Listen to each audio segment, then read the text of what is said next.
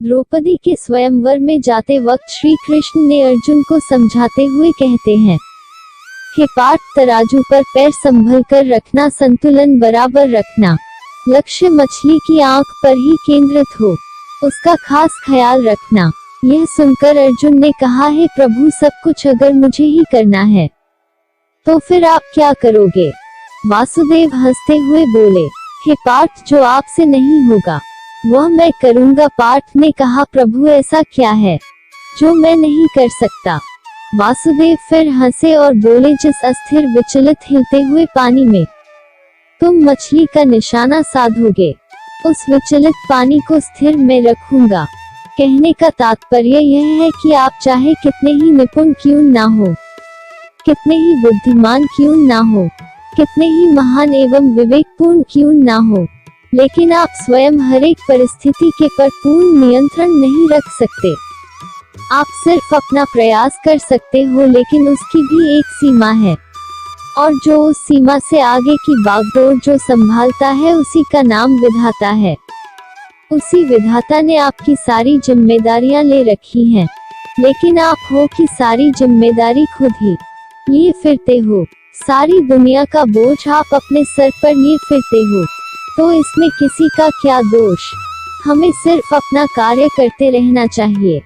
भगवान क्या कर सकते हैं या क्या करेंगे, ये गहरा विषय है।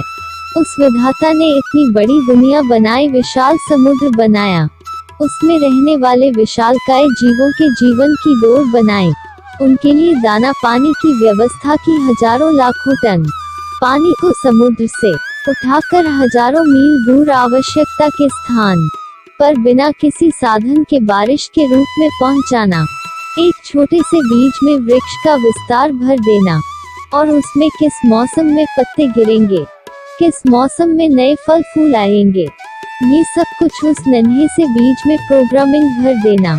उस विधाता ने चींटी से लेकर विशालकाय हाथी जैसे जीवों का दाना पानी उसकी व्यवस्था के हिसाब से की है। उसमें विश्वास रखकर कर्म कर। जो तुझे नहीं दिख रहा है वो उसे दिख रहा है।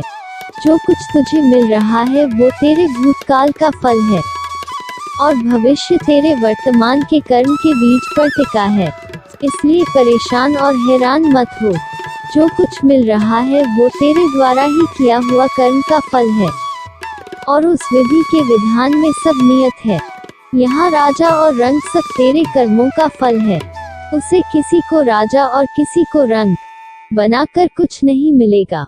वो सब तेरे द्वारा बोए गए बीजों का ही प्रत्यक्ष फल है। वो सदा परम है। वो तेरे साथ अन्याय नहीं होने देगा, विश्वास रख। वो शुभ कर्मों में तेरे साथ है, बल्कि वो चाहता है कि तू शुभ कर्म कर तो मैं तेरी हर दुविधा हर लूं।